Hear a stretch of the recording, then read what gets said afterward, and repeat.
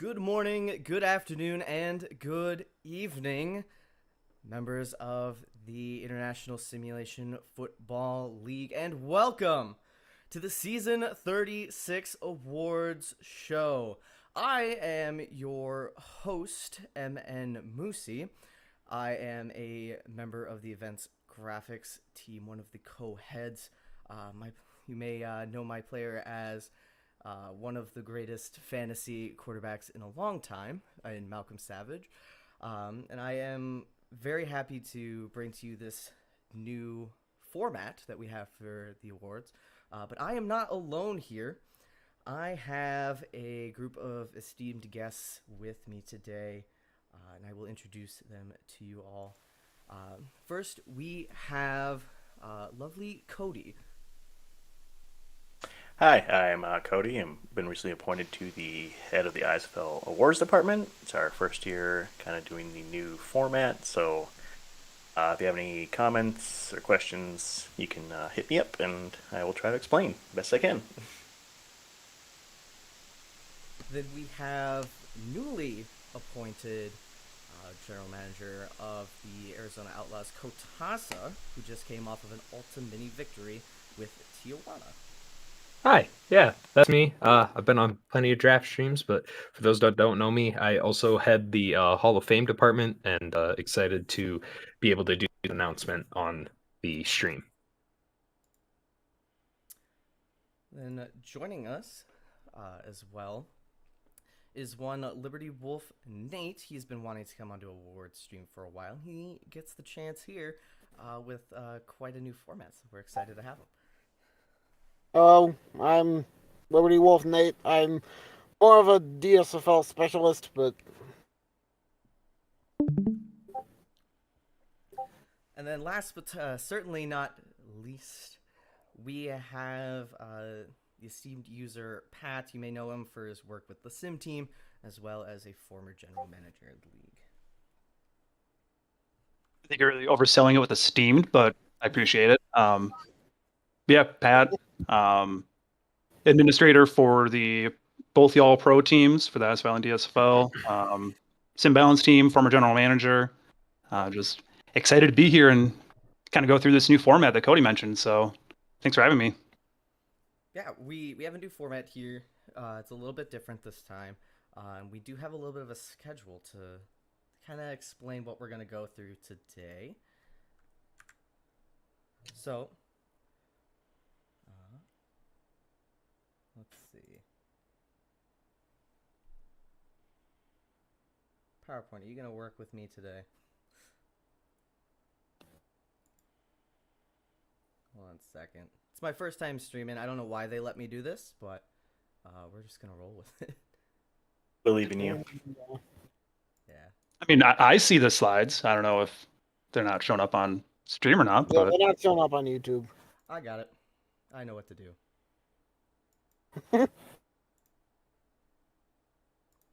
Also, I saw mentioned in the chat, it said to mute notifications, so if someone has their notifications. Someone does have their notifications on. I'm not sure who that is. All right, there we go. Oh no, we just accidentally unveiled the black hole of endless Discord reflection. Here's our lovely schedule. So, instead of your normal positional awards this season, we do have the all-pro teams that are going to be showcased, as well as some individual awards, such as rookies of the year, offensive and defensive players year, performance of the year, and as well as most outstanding player and MVP. Goes from DSFL to ISFL, and then we're going to end off with the Hall of Fame inductions. Something new to stream. Normally it is just a media post. So shall we get started here with the DSFL All-Pro team?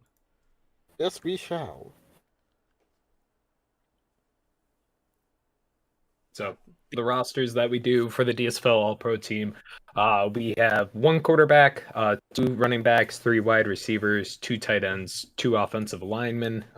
Offensive linemen subject to change depending on how many actives are there. One defensive tackle, and 3 defensive ends. Normally it's 2 and 2, but due to the lack of active defensive tackles, we decided to include another defensive end this season. 3 linebackers, 2 corners, 2 safeties, and then of course the special teams. Just clarifying so that it's there. You do have to be awards eligible under the old system, so the 3 activity checks throughout the season in order to be eligible to make the All-Pro team.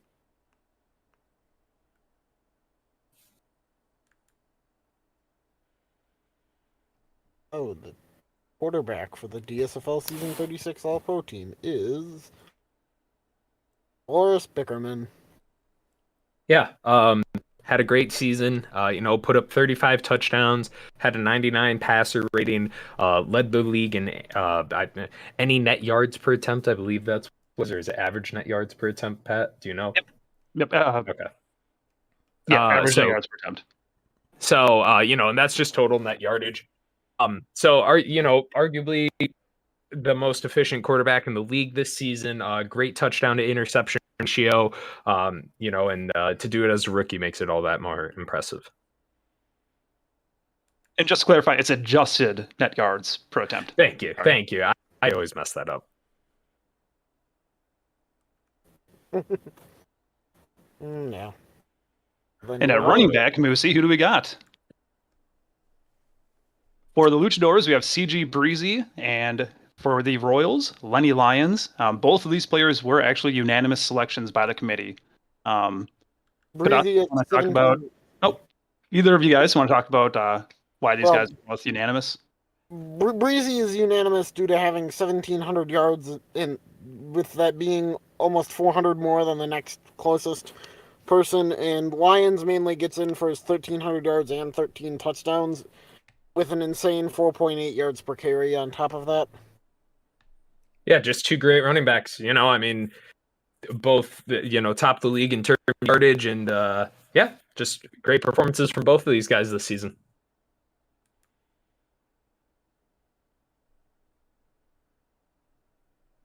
And at wide receiver, we have, for the Grey Ducks, Calvin Spiff, who I just learned is actually Calvin Spliff. I got in a lot of trouble with the committee for calling him Spliff. We have the Dobbler, Don Dobbler for Tijuana. And from Kansas City, Mandrews McHollywood. These were all fantastic receivers. You may notice Ollie O'Donnell not on this list. Once again, the being awards eligible fine print there kept them off the list. But these 3 were fantastic. Dobbler led the league in touchdowns.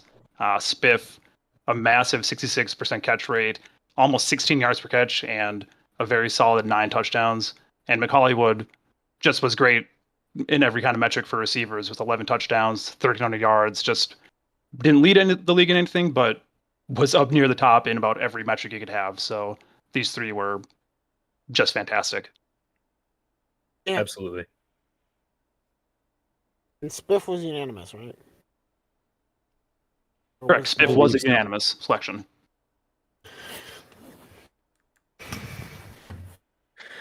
Your tight ends for the All-Pro team are Rich Harden and Turt Gollum.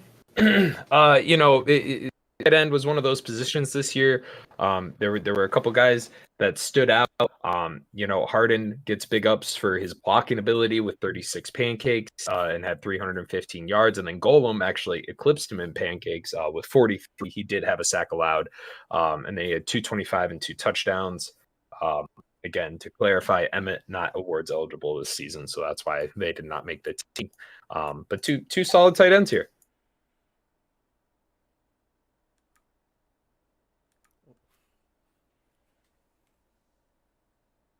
Offensive linemen are Dennis Rodman and Dusty Wilson. I think these two, if you look at the index, they're easy selections. Wilson led the league in pancakes. He had 85 pancakes this season, which is just crazy, just mauling people. And then Dennis Rodman had 69 pancakes and then had no sacks allowed. Yes, very nice. And then no sacks allowed.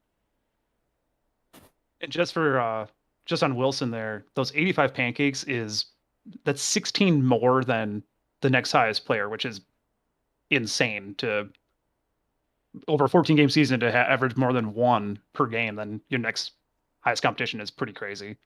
Yeah. Yeah.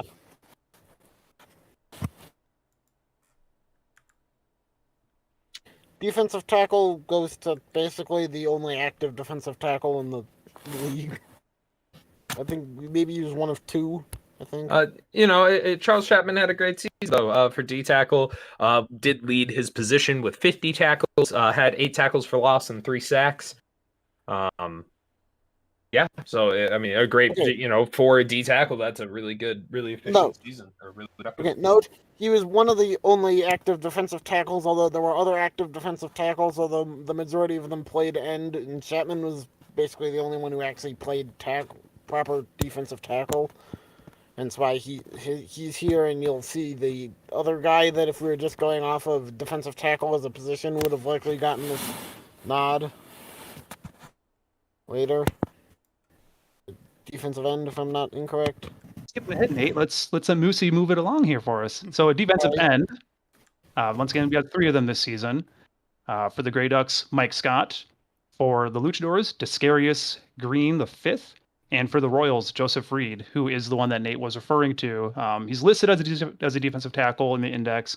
But after looking at the sim files and talking to some Royals players, Reed actually did play defensive end all season, and killed it with 13 defensive or tackles for loss, 8 sacks.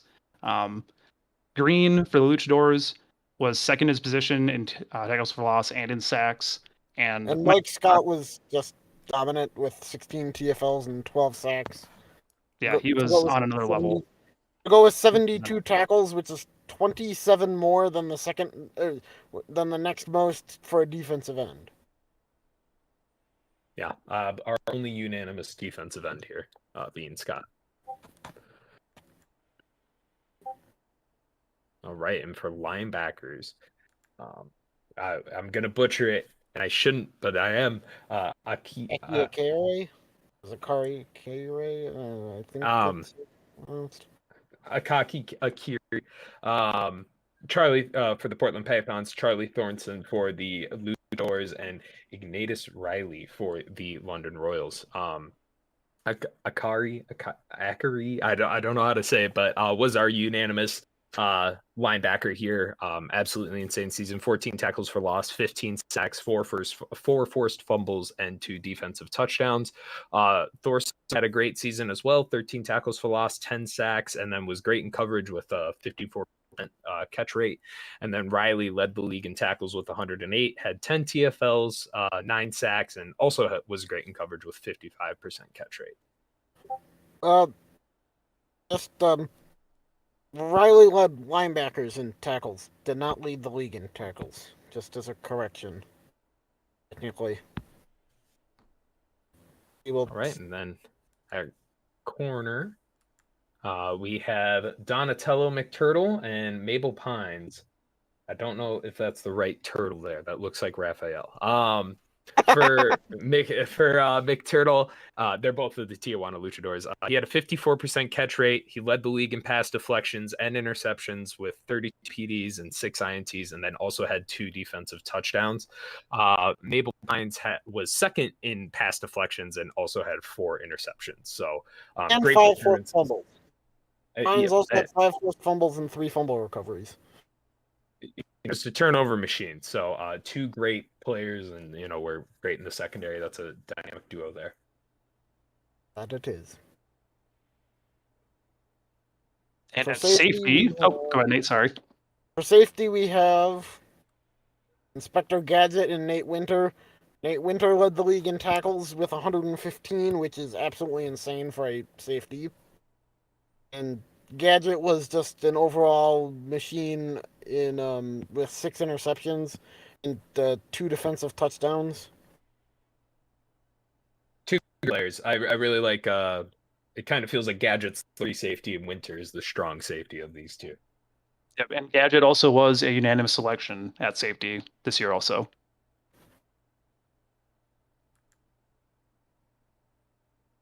Right, and then we got kicker. It's going to be Savathun Witch Queen of the Tijuana Luchadors. I mean, just a great kicker. You can't really ask for much. I believe second in field goal percentage, and then I think only missed one extra point the entire season. First in field goal percentage. First in by 0.6. Yes, you are correct. And then even hit 3 of 6 long. So just a great kicker. One of my favorites, I will say. All right, and then for punter. It is also Savage Queen, who was second in inside the 20 punts, but lead the league in punting. Average had 3,000 punting yards on the dot, which is just kind of cool to see. So just clean sweep with a kicker punter, the back to back.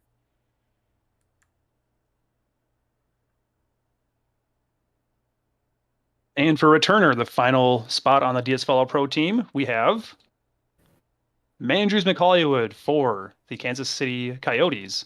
I think he was third, third in kick return average. He also he would lead the league in punt return average. Had a touchdown for kickoff returns. He was just all around great. We love players that return punts and kicks at a high volume and do it well. So it was pretty easy to see why he got the nod here this season. Yeah.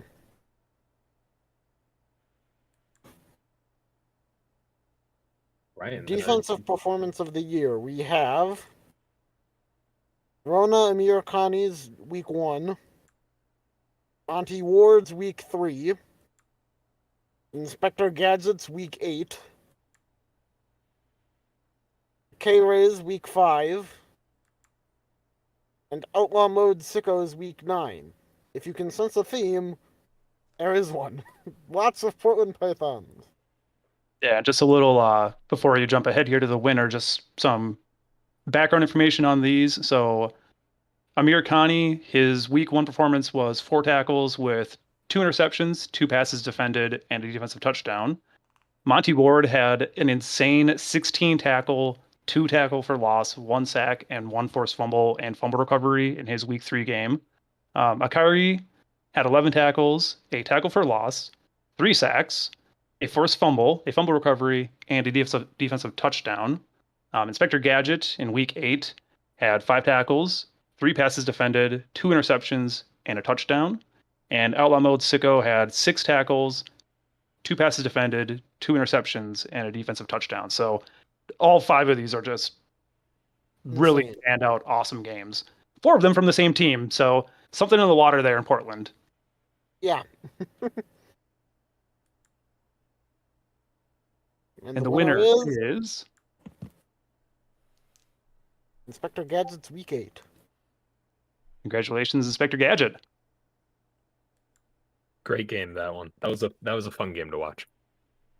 Our offensive performance of the year, we have Pizza's week 1. Owen Farrell's week 4. Lenny Lyons in week 11. Andrews McHollywood in week 13. And Queen Elizabeth II from that same week 13 game. That was a very dynamic duo in that week 13 game.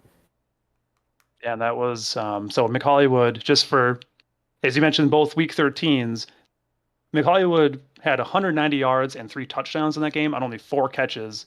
Queen Elizabeth had 6 touchdowns and an interception in her week 13 game. The rest of these guys, Lenny Lyons, he had 4 touchdowns and 100 yards rushing, as well as 20 receiving yards. Owen Farrell, working backwards for some reason, I don't know why, but Owen Farrell, in his game, he only had 7 incompletions on 35 attempts for 350 yards and 4 touchdowns. And then Pizza had a little less passing, 112 yards passing, 1 touchdown, 1 interception, but absolutely torched the defense on the ground with 240 rushing yards and 3 touchdowns. So a lot of great performances here as well. And the winner is Andrews McHollywood in week 13 with the Randy Moss against the Cowboys-esque performance. I don't know, you can almost 50 yards a catch is bonkers. That's the only way I can describe that. That's just broken. So that's very, very deserving there. Yeah. Defensive Rookie of the Year goes to, or no, the nominees are Inspector Gadget, Desquarius Green V, or Descarius, sorry, Jason Disquarious. Royces, Charlie Thorson from the Tijuana Luchadors, and Monty Ward from the Portland Pythons.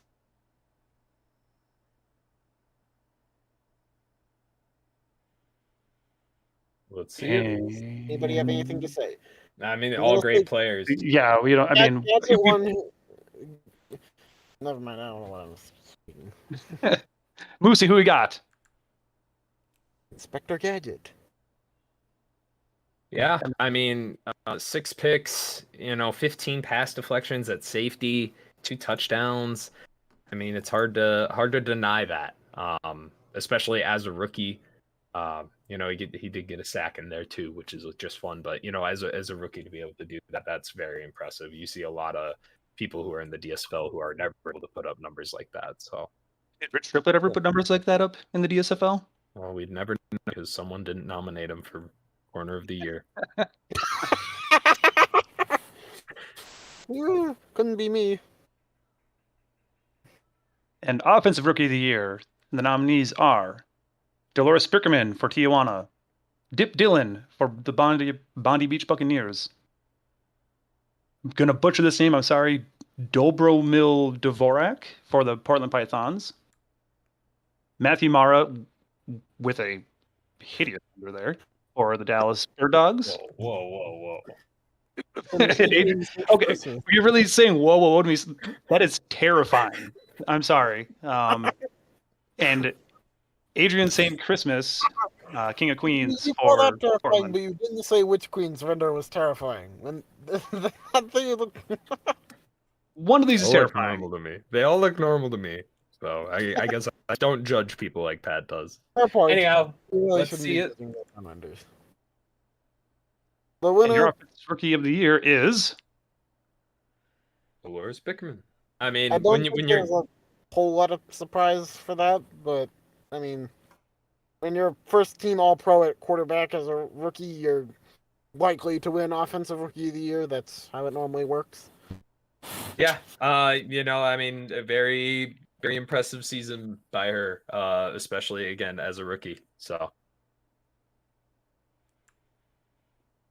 congratulations. Defensive Player of the Year, our nominees are Kaki Carrier, Inspector Gadget, Anatole McTurtle, Mike Scott, and Nate Winter. I really think this one's up in the air. I'd see it going to pretty much any of these guys. Yeah. I think Akaki is the favorite.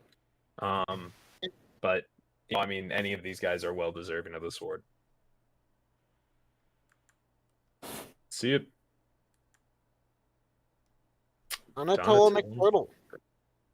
McTurtle. Great season by him. Very similar to Gadget.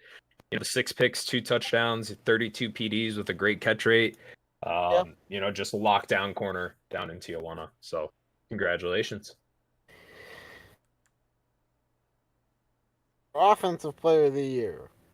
Our nominees are E.G. Breezy, Dolores Bickerman, Queen Elizabeth II, Lenny Lyons, and Kelvin Spiff.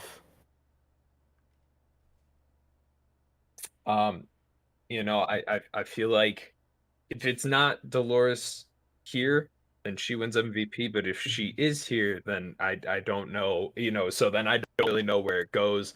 I would say between Lenny and CG, probably between those two would be where my gut goes. Yeah, and just as a quick, we didn't really talk about Queen Elizabeth II and the season she had, but Elizabeth was crazy. Led the league in yards. I mean, almost 5,000 passing yards in the DSFL is unheard of. Also led the league in touchdowns. Did have a lot of interceptions, but they were slinging it all over the yard. So, the rest of these 5, we talked about a good amount of the All Pro. So, want to make sure people weren't questioning why Elizabeth is on the ballot here. Yes, very very good player. That is a good point. Mhm. And the winner is Dolores Bickerman. Oh, well, that's spicy. But congratulations. I think that's a well-deserved spot for her. Again, one of the best quarterbacks in the league this season. So great for her. I think that makes Certainly makes MVP. MVP interesting. Yes, it does. I definitely agree that. So, But before jumping to MVP, we have a few other awards to get to. We're saving that for last. So, most outstanding player this season in the DSFL went to. As voted by members of the community, mind you. This is the community voted award. So you all decided this rather than a committee. So the winner for most outstanding player for the season 36 DFL season is Akaki Akairi. well deserved. One of the best. I don't think I've seen a linebacker this since the days of Walls. Putting up those numbers. Hey, I mean, yeah, it's better than anything I ever did, but.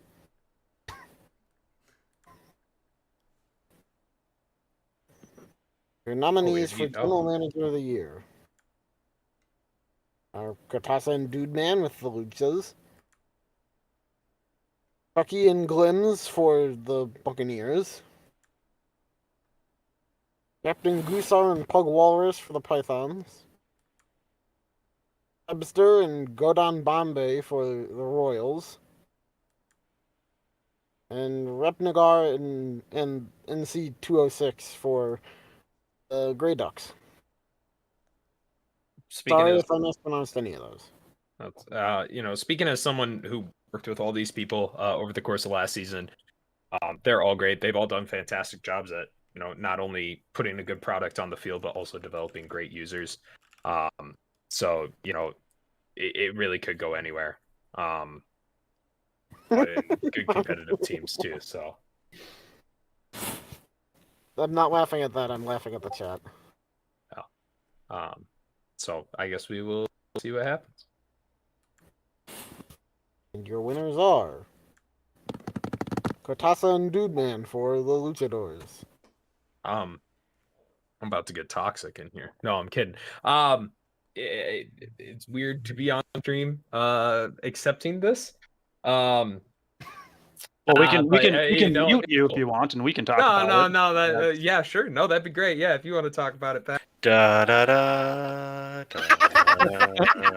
No, I mean, Kodasa, you mentioned all these nominees are great in their own right, but to win an Ultimini, to go 14-2, I want to say, or no, 12-2, not 14-2, 12-2.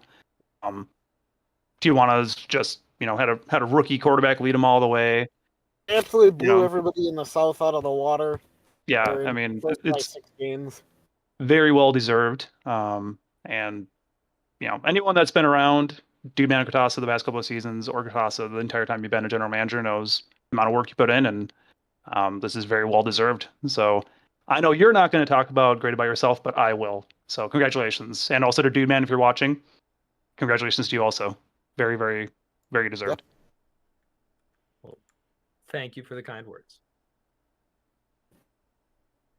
Most dedicated member for the DSFL this season, we have Arctic, Gadget. Oh, Nate, sorry, Nate, you can read. I'm kind of stepping on your toes here. 22. Moldy Cheese, 4. And Mr. Mom. So we have notes on why these players were all nominated, or not players, users. These are user awards. I'm sorry. So for Arctic, just a very active user in the league. Has done media. The notes talk about how he jumped right into scouting and helping out the team immediately after joining the roster. Moldy Cheese got an auditing job his rookie season. Just a very friendly, outgoing guy. He's very active in rookie chat, and I've seen him there as a rookie mentor. I've seen him helping out wherever he can in rookie chat. Dusty Wilson, if you have not seen an article from Dusty, you need to go to the media section on the forums as well, because he posts something like every week, I think. And Mr. Mom has just been very active in Tijuana, just a very friendly guy. So just all around, these are just great nominees. Oh, and Gadget's a rookie mentor currently. Has been super active in the ISFL general chat and in rookie chat. So just being everywhere is being dedicated. So these 5 are all a great future for the league. Agreed. And the winner is Arctic. Congratulations, Arctic, with the cutest. This isn't actually his forum profile picture. He doesn't have Should one. be. So I chose this because it's adorable. So Arctic, if you're watching, polar bears are your friends. Yeah. There you go. I mean, not in actuality. If you actually see a polar bear in real life, do not try to Yeah, befriend run it. away. You will get murked. But yeah, Arctic's great. So congratulations. Now for the award you've all been waiting for.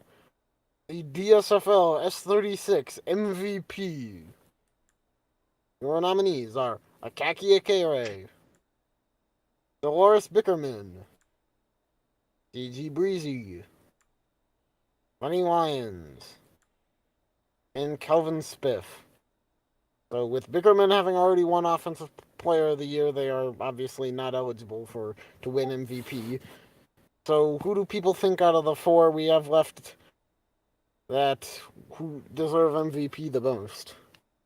Well, Akere with the mop. They all deserve it. Let's Yes, just most say deserve. that. I think it's kind of telling when you have one defense player kind of crash the party of the offense, because the rest of these are Offensive Player of the Year nominees. So it's kind of special to see that. Defense players don't win very often, so I'm not sure there. And with Dolores not winning MVP, it's really anyone's game. So I'm absolutely very interested to see where these votes went. And the winner is Kaki Akere. Defensive player winning MVP is one of the top DSFL linebackers of all time with my player. I respect it. Yeah, that's awesome. Good job. Congratulations, Akaki. That's huge, man. We said his last name differently like 17 times, so congratulations. Very well deserved. Incredible to be able to do that at defense. So run with that, man. Bring that energy up to Arizona. Please don't. We don't need that. No, we need that. And that is it for the DSFL Awards. Moving on, we have the ISFL All-Pro unveiling. Before jumping into this, I just want to give a quick shout out to the events graphics team that put together all these great renders. Kind of fire drilled them at the last minute, asking for way too many renders. So want to give a big shout out to Pusi, Kaya, Amidships. You guys did great. Moosey, you can just ignore that I'm thanking you in person right now. But these turned out great. I hope everyone loves the stream, how we set it up, and those renders were perfect. So want to give a big thank you to you all for that. And now that I've derailed this, we'll get back on schedule. So for the ISFL All-Pro team, we do a first and second team, and each of those teams contain a single quarterback, 2 running backs, a fullback, 3 wide receivers, a tight end, 2 offensive tackles, an interior offensive lineman, and want to give a quick clarification on that. In years past, we've done 5 offensive linemen, whether it's 3 tackles, a guard, and a center, or 2 tackles, 2 guards, and a center. We looked at the amount of human offensive linemen in the league this past season. We've had a bit of a downturn in the numbers. So we wanted to make sure it was a little more exclusive. So we cut down the number of offensive linemen, gave another spot to wide receivers because we had so many great wide receivers this season. It just made sense. So the numbers there will always kind of be in flex just a little bit, with good reason. So it's not something that we just decide on last minute. And on defense, 2 defensive tackles, 2 defensive ends, 2 outside linebackers, an inside linebacker. So that'd be anyone playing, middle linebacker in 3-4 or 4-3, 2 cornerbacks, 2 safeties, a defensive flex. So that's basically kind of the best cornerback or safety that didn't get voted at the actual position. It's kind of that defensive back, nickel back, whatever spot. And then obviously on special teams, we have a kicker, a punter, and a returner. So we're going to have a lot of people we're going to be talking about tonight. So buckle in. Yeah.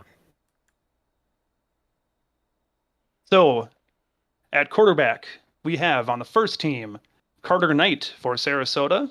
And on the second team, Casimir Oles Jr. for the Butchers. Carter Knight was actually not a unanimous selection, and I think that might surprise people because he, had the second most touchdowns in a single season in history in the league. Had just a crazy 4,500 yard passing season. He was, third in yards there. He had a really good 6.5 nearly adjusted net yards per attempt. But Oles was an efficiency monster, even with his pretty bad 5 interception game he had in week 15. He still was just off the charts on every advanced metric. Yards per attempt, he was, got almost 9.5 yards per attempt, which is, I think, and Modern Duke, you can correct me if I'm wrong, I think that is the highest we've had in league history, or the second highest. So he stole some votes from Carter Knight. These two were, I think, honestly, they were the only two people even nominated at quarterback. They're that far ahead of the competition. So both great seasons for Carter Knight and Casimir Oles.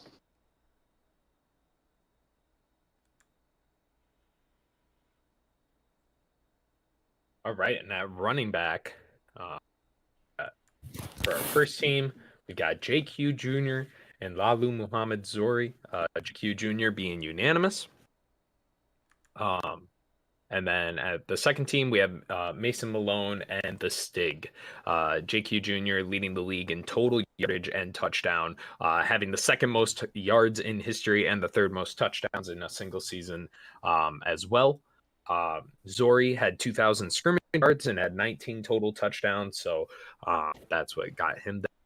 Mason Malone with 2,000 yards as well, 17 touchdowns, and then had 600 of those yards, and 6 of those touchdowns came from receiving. So a little bit of a dual threat there in San Jose. And then for the Stig, we had 1,600 run yards, and he had the best average in the league. Well, so.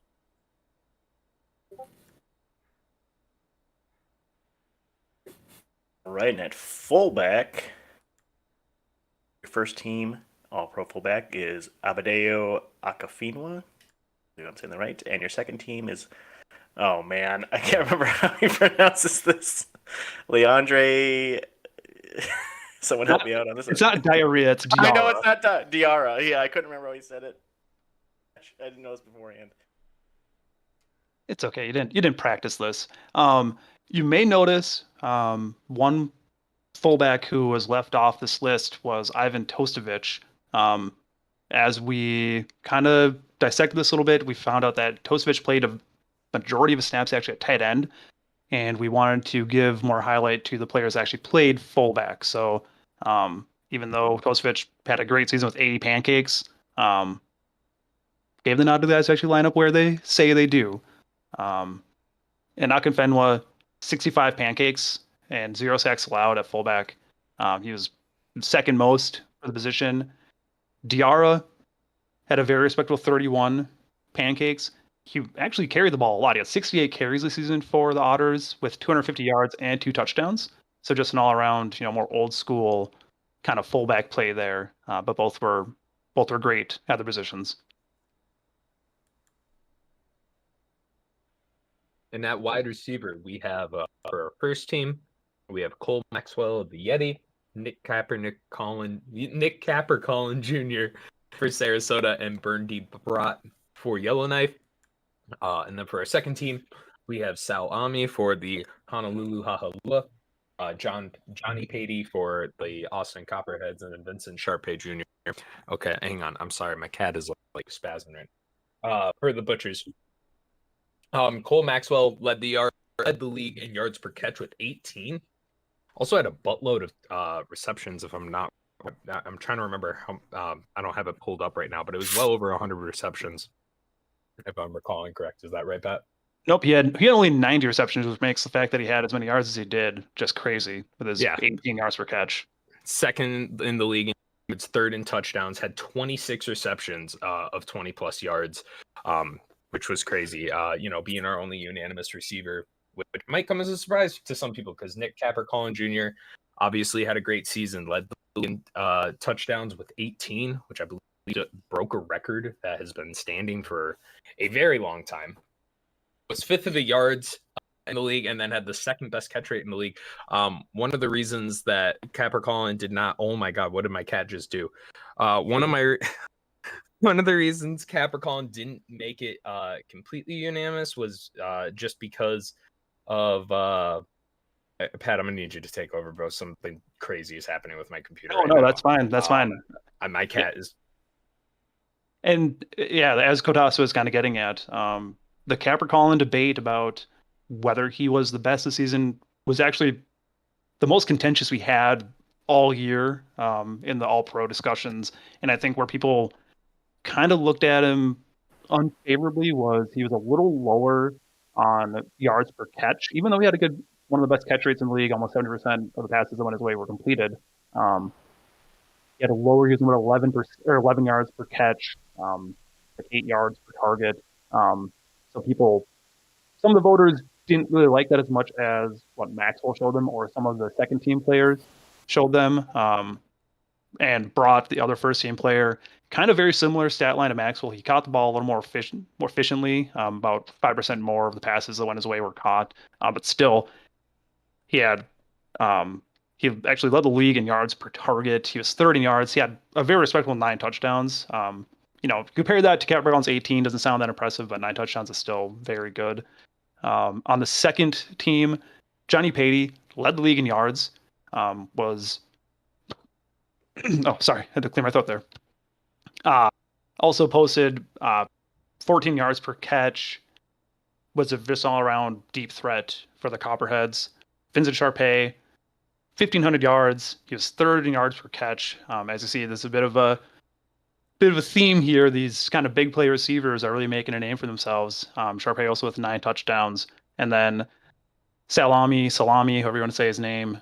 He was, he didn't have the crazy yards like everyone else, but where he really did his damage. He had 15 touchdowns on the season, and he did that on 77 catches. So, I mean, that's crazy to, 15 out of your 77 catches were for touchdowns. So he was just, that reliable red zone target for the Hahalua. So these 6, like I said, this is probably the toughest position group for us to determine all season. So really fun discussion.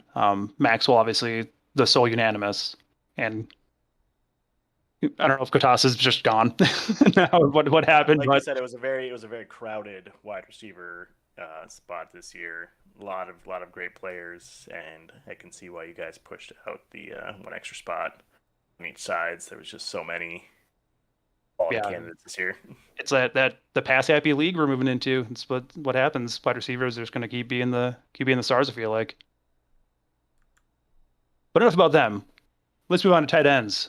On your first team tight end for season 36, we have Deshaun Penne, who was a unanimous selection at the first team, and Leonard Graff on the second team for the Baltimore Hawks. Penne, if you look at the stats for tight ends, he pretty much led all tight ends in every major category. He led the tight ends in yards, touchdowns, pancakes. And I'd be remiss if, Penne, if you're watching, I want to call out that he did not play at wide receiver at all this season. He lined up at tight end every game. So he doesn't like tight ends that pad their stats with playing a wide receiver. So he's very proud of himself for that. And Leonard Graff, just all around, he was, if Penne didn't exist, Graff would have been probably the best tight end in the league. He had 49 pancakes, like 800 yards receiving, 7 touchdowns. Sorry, I throw it again. Sorry. No, you said like Penne. I mean, he was just head and shoulders above everyone this season. He's finally getting a chance to shine. that tight end spot over the last couple of years. It was a golden age of tight ends for a few seasons there, and it's good to see him finally get some recognition. Thank you. Sorry for that. Good. All right, offensive tackle, your ISFL Season 36 All-Pro team. And first team, we have Stumpy Jones, who was unanimous selection, and Dallas Fort Worth, Orange County. Second team, we had Beniri Chihuahua. And the award system is bad. Maybe we can change that name to the award system is better, I hope, after this one. Yeah, we hope. What is Beniri's? Is that a space heater or like a? What is that? It is like a patty. I've been trying to figure that out for like 6 seasons now. He's a bench Yeah, warmer. That's the play on his name. Oh God. Sinquama. So Stumpy was he was, preseason, he was one of the high fantasy picks, and he didn't disappoint this year. Only one penalty, 129 pancakes, no sacks allowed. You can't get much better than that. Defensive tackle, protecting your quarterback there. Yep, and Fort Worth also, he had 116 pancakes, so he was second in the league in pancakes. No sacks allowed also, but he did get flagged 4 times. He had 40 penalty yards, so that kind of hurt him in the eyes of some of the voters getting that first team nomination. And bench warmer, I guess, is that his name? That's how you say it. It's Beniri Chihuahua, but the joke is Ben Chihuahua. Sounds like bench warmer, I guess. I don't know. Yeah, I mean, him and Theo kind of had similar one. Each had 100 plus pancakes and 1 or 2 sacks allowed. So still outstanding seasons. Just couldn't quite compete with Stumpy and Dallas. And for interior offensive linemen, we have on the first team Manhattan Project, who is another unanimous selection for him for the Colorado Yeti.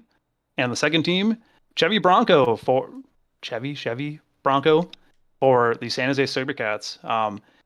Project, want to call out, he was the only offensive lineman this season to post a quote-unquote clean season, that is no pancakes or no sacks allowed and no penalties committed. He also threw out 103 pancakes, which was he plays center, and for those of you that are a little newer to the league, aren't familiar with this, that is insane for a center to put out 100 plus pancakes. So arguably, one of the best seasons we've had from an interior offensive lineman in recent memory. So very deserving of that first team unanimous selection. And Bronco played guard for the SaberCats.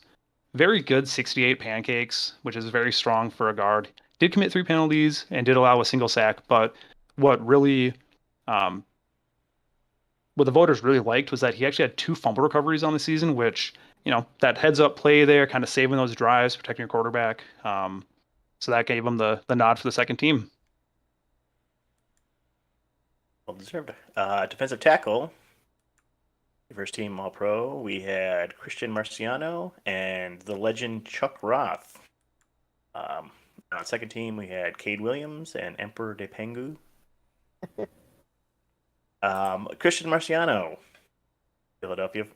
Pat, you want to talk about, this is your player? You want to talk about him a little bit? No, I'm assuming no bias. No bias, but Marciano did. He led all defensive tackles and tackles for loss. Was second in sacks. Also was second in forced fumbles with 4. Where he did kind of fall apart a little bit was he had a pretty abysmal tackle rate. He had a sub 90% tackle rate, but I think the voters saw his overall resume as being good enough to make that first team. The legend, the ageless Chuck Roth with another first team All-Pro selection. He had 5 tackles for loss, 7 sacks, which are both very strong numbers for defensive tackles. He had 5 forced fumbles, which led all DTs in that stat, and also a very good 95% tackle rate. So he held on to the guys as he was, didn't let them go. He was holding on for dear life down there. That sounds really weird. I'm sorry. If I could take that back, I would. And Cade Williams led all defensive tackles in sacks with 11. He's the only defensive tackle to post double-digit sacks on the season. But kind of the same story as with Marciano. He did have a sub 90% tackle rate, so a lot of those missed tackles. He had 8 on the year. That's where I think he was held back from the first team. And then Depengu, not much of a pass rush. He only had 3 sacks on the season, but he was consistent in the run game. He was tied for the lead with all defensive tackles with 8 tackles for loss. He had 63 tackles, which was second most in the position. So he was just that all-around playmaker, holding down the interior of the line for the Yeti. Yeah, it's good to see defensive tackle finally putting up some stats for the last couple of years. It looks like there's a new class that coming in. They should dominate for the next few seasons. I'm excited to see it. It's a position that's been underappreciated the last few years, so I think they're going to start dominating the league a little bit on the line.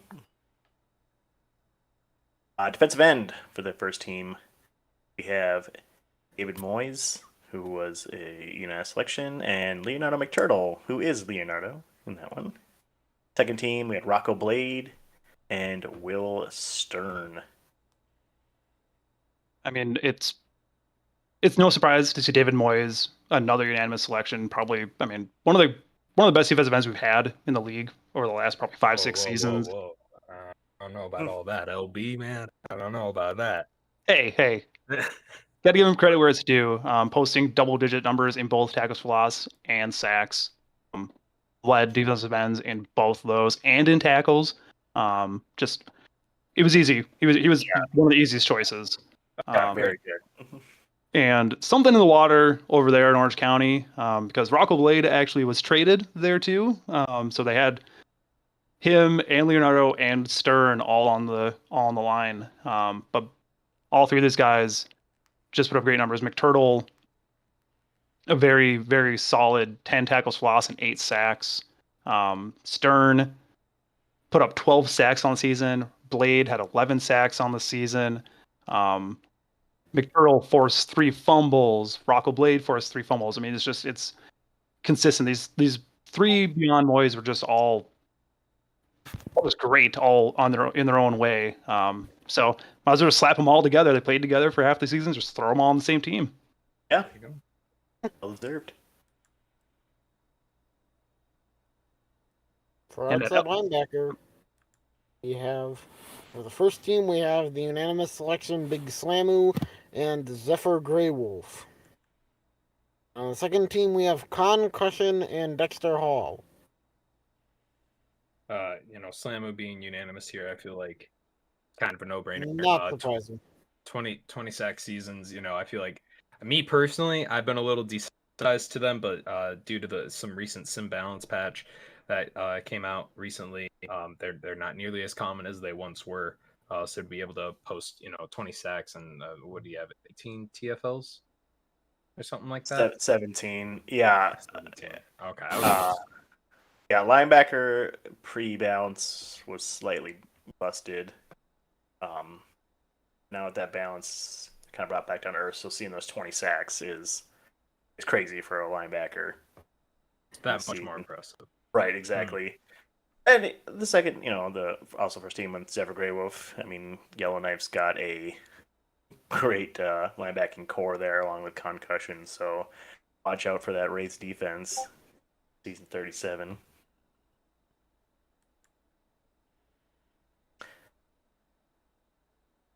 And at inside linebacker, we have on the first team AJ Lucas for the Baltimore Hawks, and on the second team Jason Waterfalls with my favorite render in the league. I love that one so much. But anyways, these players were both. So inside linebacker is a little.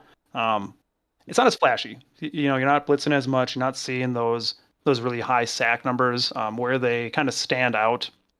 So for instance, Lucas, he had 95 tackles, 8 tackles for loss, 5 sacks. He forced 4 fumbles, which is crazy when you're not getting those high sack numbers. He also had 2 interceptions on the year. And Waterfalls, now he did play outside linebacker a little bit here and there. So the committee, I think, that colored the reception just a little bit, but he still put up just a really strong season with 10 tackles for loss, 8 sacks. He only missed 3 tackles on the season, which is really impressive for having that many tackles in general. So both of these were, like you said, inside linebacker doesn't really get as flashy of stats, but these guys were super important to their defenses and very well deserved. Yeah, at that position, you're looking at tackles and any turnovers they can get. Not going to have those sack numbers, the outside linebackers. So if you can get those turnovers and high tackles, that's a good inside linebacker. Cornerback. The first team, we had Willie Miller, who was unanimous, along with Lip Gallagher, and then Cedric Wilkins the second. Second team, we had Mark Goodhead and Kelvin Hobbs. That first team, this is like one of the best cornerback years I think I've seen in the league. I don't know if you guys would agree. Yes, I would Really say well. that this is the best since I've been here. Yeah, I mean, I can't speak to prior years, but all these guys had insane years. William Miller almost broke 2 records. Yeah, For 10 the interceptions, 2 most 45. important. Yeah, he had 10 interceptions, 45 PDs. The PDs, I think, is off by 1. I'm not sure on interceptions. Interceptions, he tied the record. He tied the record on interceptions, two Yep. defensive touchdowns. Lip, I mean, 8 interceptions, 32 PDs, 4 defensive touchdowns, which is a crazy year. And Wilkins just played, so Wilkins, he was our first team flex selection. He also put that to good use. I mean, he was the definition of that. He played nickelback in all their 5 DB sets and played outside corner in their base sets. And you can see, just look at his numbers, what he did. I mean, he had 6 interceptions on the year. He had 24 PDs. He had 3 sacks. Actually had 4 sacks. He also forced 5 fumbles. So he was just all over the place as a playmaker for San Jose. But what are you going to do when you have possibly 2 of the best cornerback seasons we've seen ever? Yeah. I mean, Goodhead and Hobbs both had excellent seasons as well. Like you said, those first teamers just blew it out of the water this year.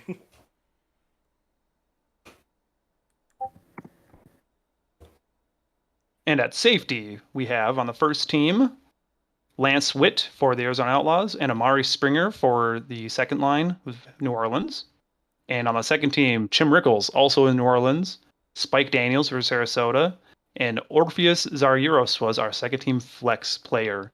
I want to speak for a quick second about Amari Springer, just because, when we look at defensive backs, everyone's really interested in the catch rate and interceptions, all that kind of stuff. And he is much more of I'm going to hit him player. He led all safeties and sacks with 6.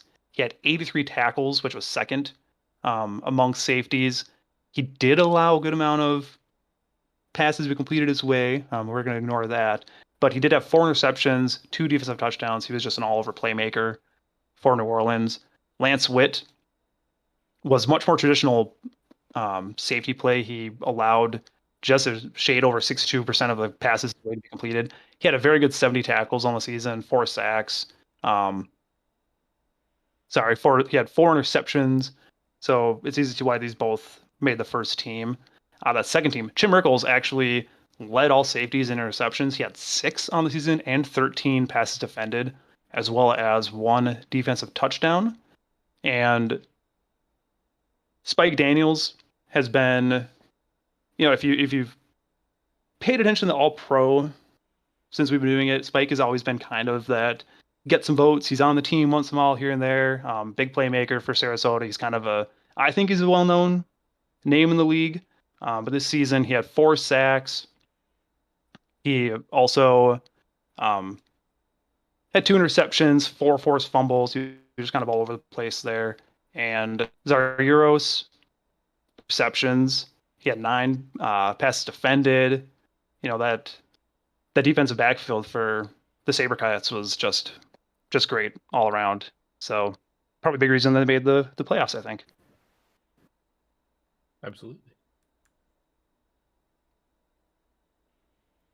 At kicker, your first team All-Pro is Lux Opal, Colorado. Second team is Levi Tate. I'm not sure how you pronounce that one. That is such a great. I love these renders are so good. Yeah, Lux had a crazy good season. I mean, only missed 1 field goal. on the season, and that one was 40-plus yard field goal. Just crazy accurate from long, and missed one extra point as well. Just a crazy good kicking season. Punting in well was very good. 39 punts inside the 20. Oh, that's punting though. This is kicking. We're talking about Okay, kickers right now. Yeah, I'm getting the game. Oh, and sorry. just to illustrate just how good these two were, we developed a stat kind of based upon the WAR stat from baseball and other sports. This is points above replacement, and these two were so far ahead of the rest of the league. Opal had in a quick definition, points above replacement is how much better that player is than the average kicker would be in that season.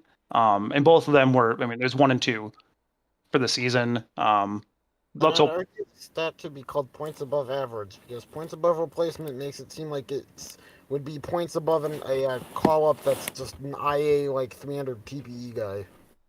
No, replacement. That's why we named it that way. It stays that way. But no, but yeah, these two were just great. But beyond, like you said, Opal, one missed kick. I think she was perfect for almost the entire season until Kotaswar we started talking about who she was so good, and then she missed one. So That was like 3 seasons ago I did that. oh, way to curse her. Tate also above 90%.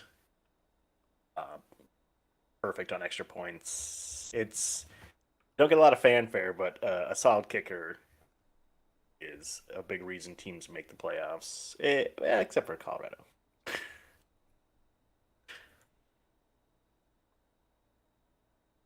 And at punter, we have on the first team Dallas Dole for the Orange County Otters. And on the second team, Double Doink for the Yellowknife Wraiths. Now, Cody, since you're jumping ahead to punting when we're talking about kickers, do you want to tell us about why these punters made the team? I was just reading out the stats. I'm sorry, I went ahead of the game. I forgot. I'm so used because I'm so used to them being combined into one thing, so I got ahead of the game here. So I'm not sure why were these guys picked? Well, so Dallas Dole, a lot of the voters are big fans of this inside the 20 statistic. So unfortunately, we don't have a way to figure out net yards in the sim, which kind of sucks. So one that we've kind of cloned to is this inside 20 number. Dallas Dole, 48% of his punts were downed with inside the opponent's 20, and he also had almost 48 yards per punt. So that's just a great mix of average and placement. And Double Doink led the league in punting average. She overtook Swantavius King was hitting near 50 for most of the season, and then Doink came out of nowhere at the end to overtake him. And she also put in 45% of her punts, so not as much as Dole, but a very good number of her punts were inside the 20 also to go with that league leading average. So that's where that's why they both made the All-Pro team this year.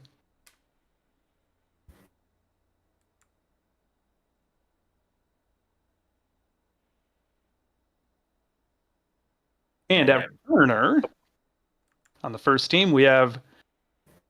Okay, is it Burned DeBrot or... I would say Bernard, but I guess it's Burned DeBrot. You burned DeBrot. Burned DeBrot for Yellowknife. And on the second team, Nick Capricolin Jr. for Sarasota. Oh, sorry, my throat. So Brat, who I've just learned how to say his name, and Capricolin both, as I said with Hollywood on the DSFL, the committee loves players that return both kicks and punts. Both of them did that this season. Both did it very well. Brought crazy 33 yards per kick return, had a touchdown. He also had 7 yards per punt return. Capricolin, a very respectable 28.7 yards per kick return, led the league in punt return average with over 10 yards per punt return. And that was on also 29 returns, which that's a great average on that high of a volume. So these both were just, when the nominations came out and the voting came out for returner, it was just, everyone's like, well, these two.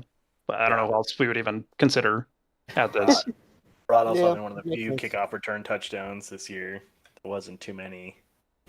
And mean, touchdowns are always key in your return game.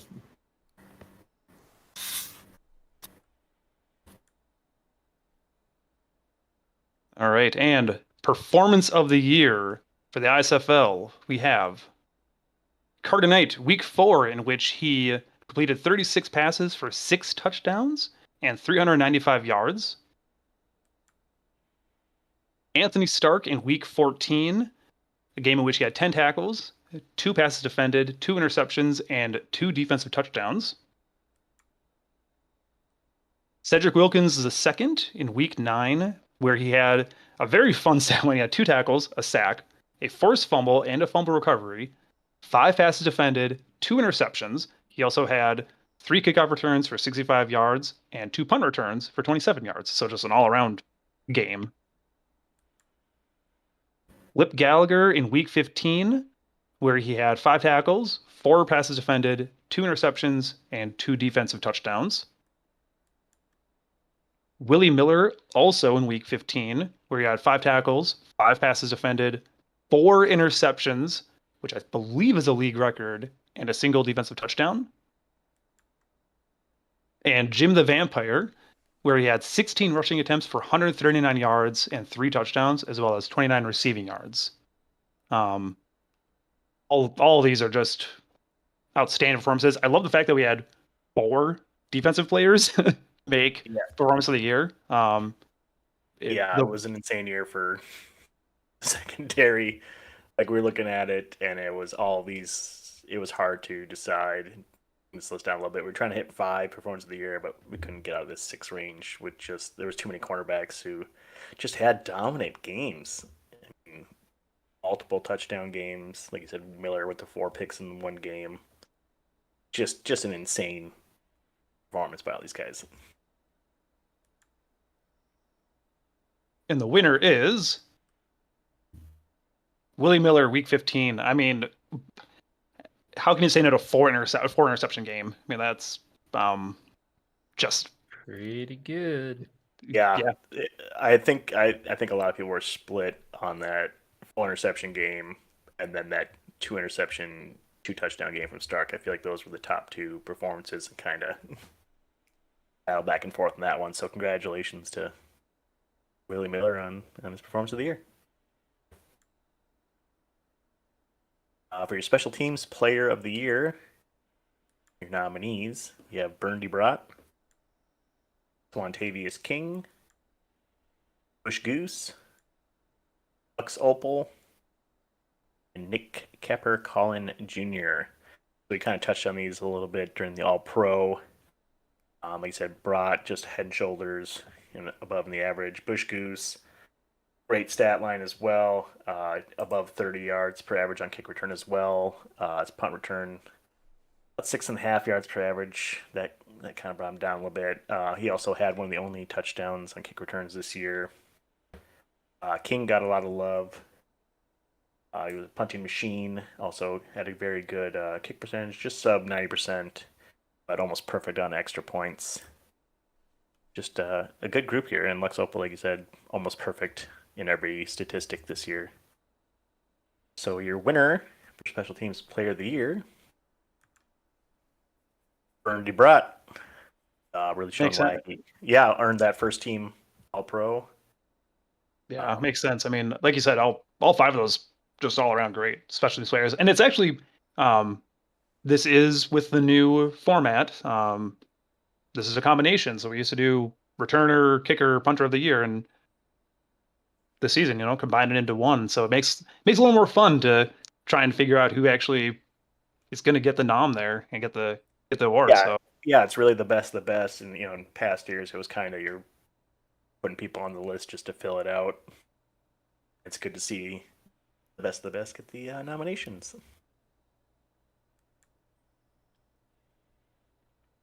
Offensive Rookie of the Year in season 36. Your nominees are, I'm going to butcher this name, Kaguya Shinomaya, quarterback for the Philadelphia Liberty. Michelangelo McTurtle, actually the correct turtle in that picture, for the New York Silverbacks. My God, what's with all these names? Ageshwari Singh, quarterback for Berlin. Zaphod Beeblebrox, wide receiver for Austin. And LSR Jones, quarterback for New Orleans. We really actually, this is the first award we haven't talked about any of these players. So just a kind of quick little rundown on each of these. Shinomiya was a great rushing quarterback this season, had 10 rushing touchdowns. Passing had 12 touchdowns, 11 interceptions. So a little more of the runner there. McTurtle, very, very strong season for a rookie over the New York. Had 1,100 yards, 9 touchdowns, just under 5 yards per carry, which crazy for a rookie to be that efficient. Singh in Berlin put up 4,500 yards and 23 touchdowns with 10 interceptions. Very good efficiency there at 62% completion percentage. So really strong first year showing there. Beeblebrox, in addition to having just a fantastic name, it's a fun one to say, I think he led the league in catch percentage with 68. 60% of the targets being converted into catches, had 110 catches, which was third in the league, which is crazy for a rookie. Also put up a very solid 1,000 yards and 8 touchdowns. And LSR Jones for the second line, also this scrambling, this running quarterback revolution that Mr. Moosey here started with Malcolm Savage, continues, where Jones was also a scrambler. Threw for 3,000 yards, 21 touchdowns, also ran for a very respectable, where'd he go? 716 yards. 700 yards. So, yeah, 700 yards, crazy for a quarterback. So, I don't know. This is anyone's game. I don't know if there's anyone you guys love on this list. All the quarterbacks did solid for the first year, like you said. Beeblebrox, the receptions is insane for a rookie. And then you have McTurtle, who, over 1,000 yards rushing for rookie is crazy, being that featured back. I think did they have split backfield in New York? No. Okay, so you get that. I'm aware of, unless I has a split backfield. Right. Almost double-digit touchdowns, rushing, 3 touchdowns. They're putting up, as a rookie, you're putting up over 1,600 all-purpose yards. That's crazy for a rookie. And the winner is Michelangelo McTurtle for the Silverbacks. Congratulations. Just an insane rookie year, and is going to be a stud next few seasons for New York. Congratulations. For the defensive rookie of the year, the nominees were Fred Edison from Berlin, A. Dawson, also from Berlin, Bruce Buckley Jr. from Baltimore, Jason Jones from Colorado, Jack McPherson from Yellowknife. If you see a little bit of a theme, there's a lot of linebackers in this one. It's just one of those things with the TPE where your rookie linebackers are going to get more stats than the secondary defensive end. You've got your one secondary player in Tay Dawson. Fred Edison, 107 tackles, 8 tackles for loss, 2 sacks, 2 interceptions. Those are very respectable numbers for anyone, for a veteran, but especially for a rookie. Dawson, 49 tackles, 1 sack. Catch rate is actually pretty good, only 57%, with 1 forced fumble and 4 interceptions, and he had a defensive touchdown, which is great. Mason Jones, also over 100 tackles, double-digit sacks at 11, 2 interceptions, 9 PDs, which is great for a linebacker. And then Buckley and McPherson are kind of that same one, sub 100 tackles, 5 sacks, number of tackles for loss. So it's a good group. Like I said, the linebackers kind of get that boost when it comes to defensive rookie of the year. You want to call out that Edison did play inside linebacker all season, so that he actually got some votes, or was nominated at least, for the All-Pro team in inside linebacker. So that's kind of cool to see when middle linebackers show up on this list with all these other outside linebackers. Absolutely. And your winner for defensive rookie of the year is Mason Jones. That double-digit sacks, 2 interceptions, 9 PDs. That's a great season for any linebacker, but especially for a rookie linebacker. So pretty easy to give him the nod in the voting to win that Defensive Rookie of the Year. I love the user behind this guy too. Great. That's Masu Chan, right? Yes, it is.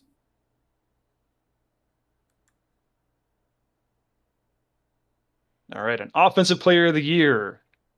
Nominees are JQ Jr. for Arizona, Carter Knight for Sarasota, Cole Maxwell for Colorado, Nick Capricorn Jr. also for Sarasota, and Lalu Muhammad Zori for Chicago. Unsurprisingly, all 5 of these players were first team All Pro selections. 2 of them being unanimous. I don't know if we need to really talk too much about any of these because we spent so much time talking about them previously, but any of these guys really, really stand out in any of your heads as being more deserving than the others, if you will? I mean, I JQ's always going to be a top candidate just with the insane total yardage and touchdowns and everything that he puts up every year. I think the wide receivers of Cole Maxwell and Nick Collin Jr. definitely have a room in this conversation. I think Lalu had a great season, but I think Q sits above him just because again that's our unanimous guy. And then Carter Knight. I think Q and Carter are the top 2 for MVP on the offensive side of the ball. So I think whatever one doesn't win here, I think has a pretty good chance at going to the next spot. So we'll see. All right. And your winner for Offensive Player of the Year is Carter Knight, quarterback for Sarasota. As we said, very well deserved. Second all-time single-season touchdowns, 4,500 yards passing, just an all-around insane year for Mr. Frost. Yeah, really helped push Sarasota another playoff berth, ultimate berth, where they just couldn't quite get it done. But great season. Right. On the defensive side, for Defensive Player of the Year, your nominees are Willie Miller from Philadelphia, David Moyes from Sarasota, Cedric Wilkins II from San Jose, Big Slam Moo from Honolulu, your Ultimates champion Honolulu, and Lip Gallagher, also from your champion Honolulu. Like we talked about before, the cornerbacks had an insane season. All 3 of these guys, they were all first team All Pro. And then David Moyes had an outstanding defensive end season, and Big Slamu, with the sim balance just coming in, laying out 20 sacks, 130 tackles. Just an insane year. All these guys are deserving. I don't know what you think. I'm gonna, it's gonna sound like a homer pick because I play for Philadelphia, but Willie Miller this might have been the single greatest cornerback season we've ever had in the league. I mean, to tie a league record that stood for like 26 seasons and just fall 1 short of Mr. Triplet in 2 tying. No, he was 1 short of tying. Man, we don't talk about ties, bro.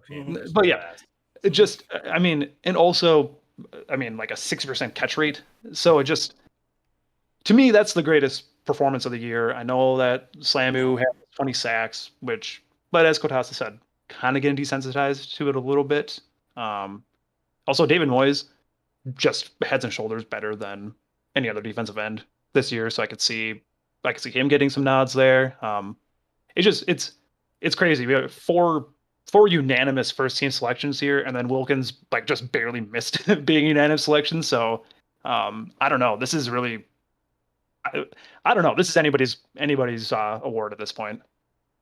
Personally, I'm Team Willie, but I definitely think Slamu has a very good case. And same with Lip too. I really like Willie's season as a cornerback. I respect it a lot of it.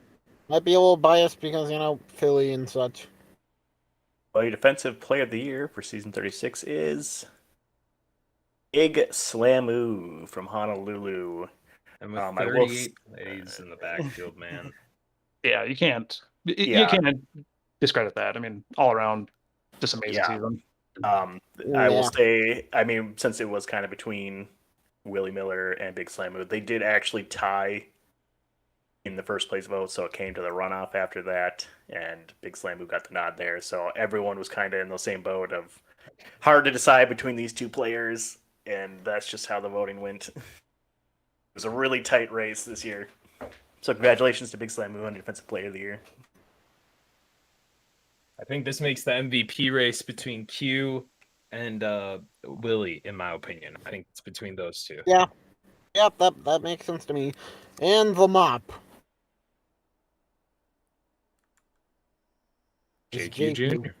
Is that his Not third surprising. mop? I think it is his third mop. Wow. We're gonna have to call him the janitor soon.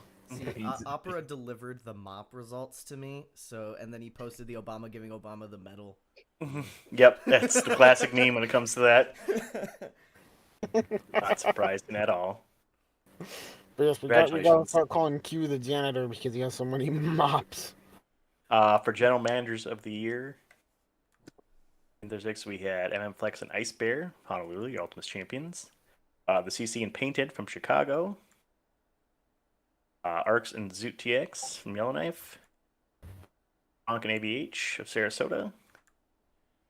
And CK Roll and Russ Drives the Bus from San Jose.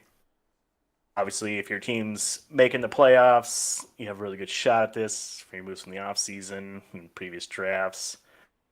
It's almost always between the Ultimates, between Honolulu and Sarasota. It's your Ultimates participants that are kind of always getting the nods. But, I mean, Yellowknife's been turning around. Chicago's been keeping solid. Same for San Jose. They turn around like Yellowknife, get back in the playoffs. So, I mean, what are your guys' thoughts on this one? Like you said, it's always tough to discredit the Ultimates participants. So I'm surprised if it goes to either MF Flex and Ice Bear or Frank and ABH. Yeah. CC and Painted, though, I mean, they had one of the best records in the league. I think they actually had the best record in the league in Chicago. And just want to call out, I mean, I know it means a lot to Russ and CK that they made it back to the playoffs for the first time since I think since their Ultimates 6, maybe. I think since their last their last Ultimates championship. I think it was the last time. You guys can Russ or CK correct me on that. But also the same for Yellowknife. I believe it's been a few. No, I think Yellowknife made it. Oh no, they didn't make it last season, did they? That was. I don't believe so. So yeah, I mean, like I said, all these guys are deserving. It's you know, the haves and the have-nots. You know, the recently haves. Honolulu's been good. Sarasota's been good. Chicago's been good. And then you got those guys turning around in Yellowknife and San Jose. So all deserving. Cats have not made the playoffs since S25.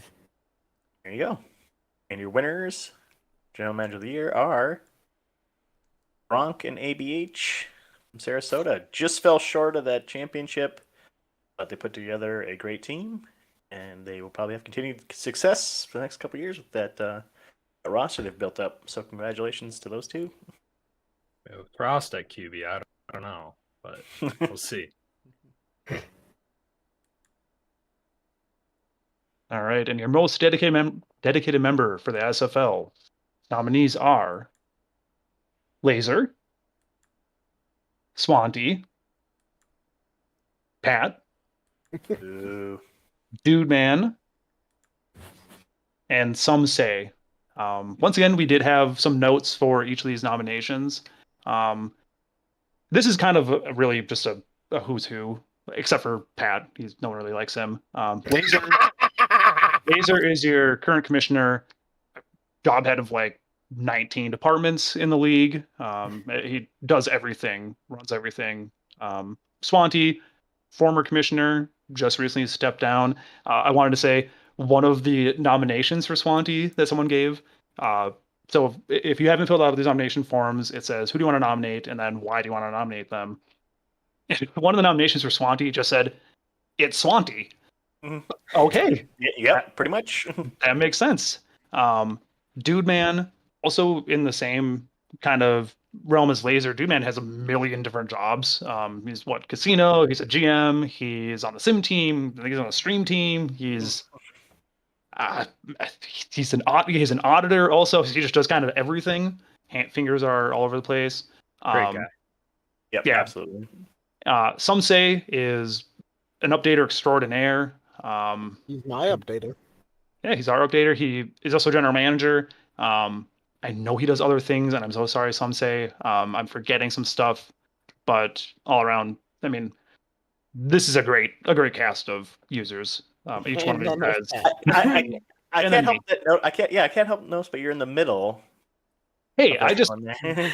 I went in not alphabetical order. I don't know. Yeah. Well, yeah. What's going on there? What order did you? Yeah. What order did you go in?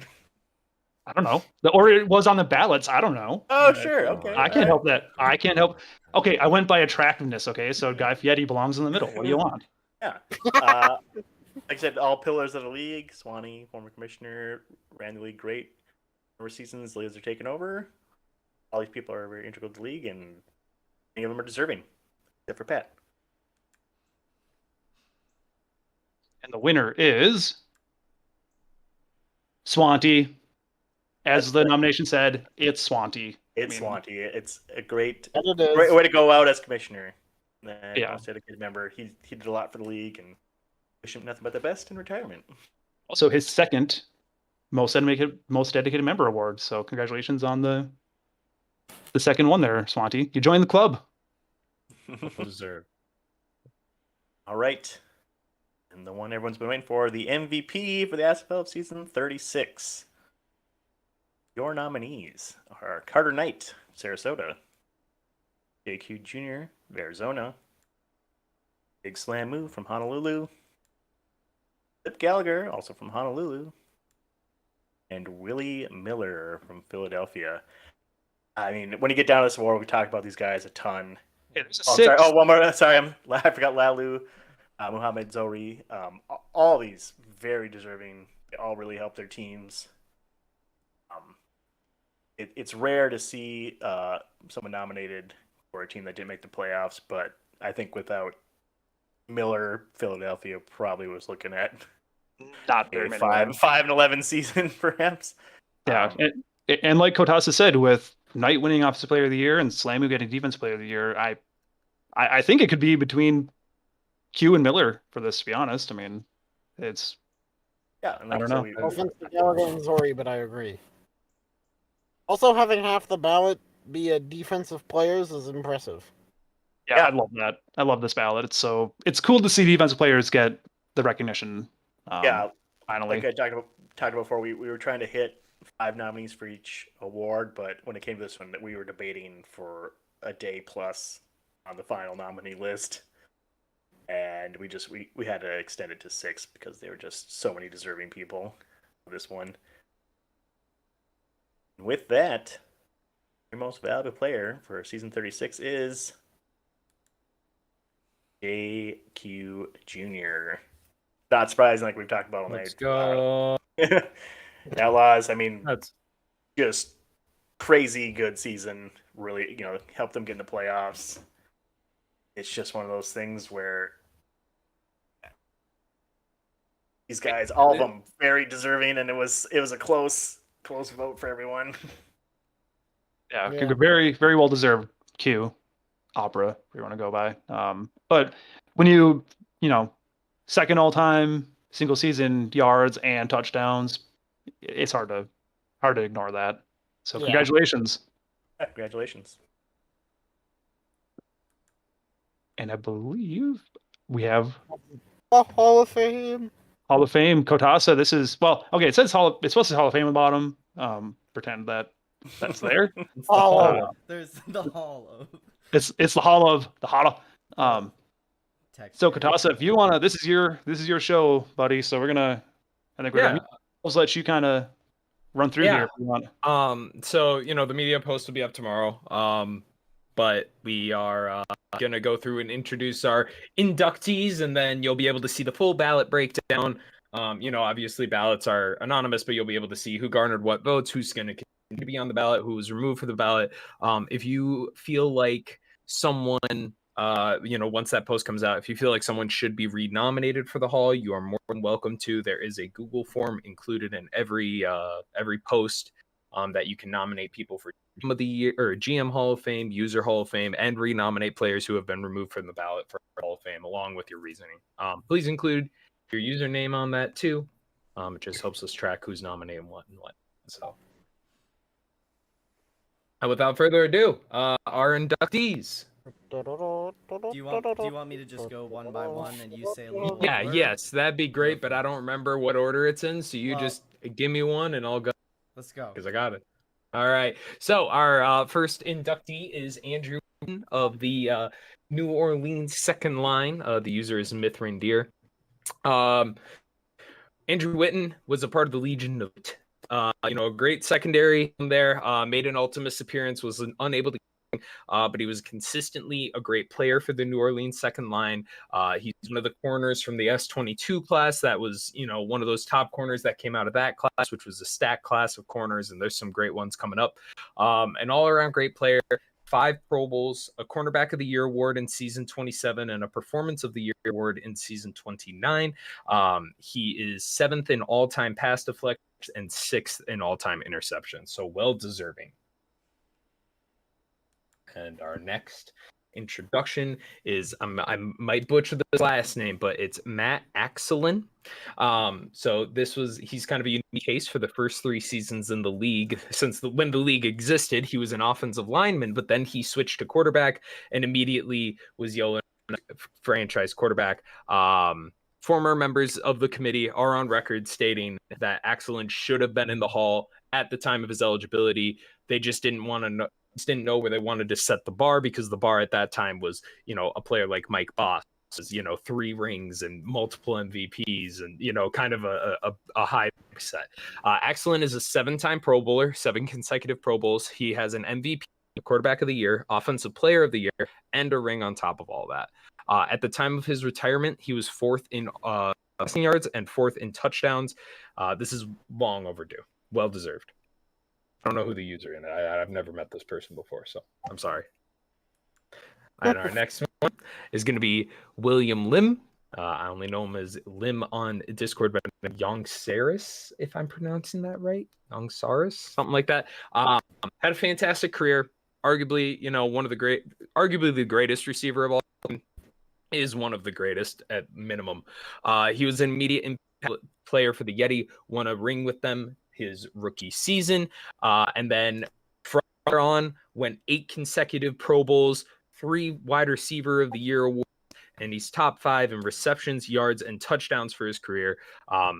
Absolutely one of the best receivers to ever play in the ISFL. Also, do a sim swap. Do you have something to add, Nate? Oh no, I was gonna say that if anybody's interested, the user behind Axelson is a Berserkap. He went IA over 2 years ago. So, all right. And our next inductee, 5, is Venus Powers. The user is Baron. I don't remember the numbers. Who recently came back to the league and dropped some really awesome media. I highly recommend you grab some popcorn and read it. It's very long, but it's very, very intriguing. Baron 1898. It's Baron 1898. Thank you. There are only 5 kickers in the Hall of Fame before Powers' introduction. That number now rises to 6. The bar is very high to get in as a kicker. It is not easy. Powers comes in 7th in all-time total points, 9th in punting yards, and then top 20 for basically every statistical stat that a kicker or punter can get. A 6-time Pro Bowler, 2-time kicker of the year, and 2-time punter of the year. Entering one of the hardest positions to get Hall of Fame in. It's like quarterback, very limited spots. And then our final inductee, the S36 class, is going to be James Angler. Obviously, one of the greatest, the user's team use, one of the greatest tight ends of all time, arguably the best of his generation. Played his entire career in Sarasota as a franchise, or an expansion franchise, and was an immediate impact player. Made 6 Pro Bowls, won 2 tight ends of the year. I think the most interesting thing with Angler is that he sits at 26th in all-time receptions, despite playing tight end.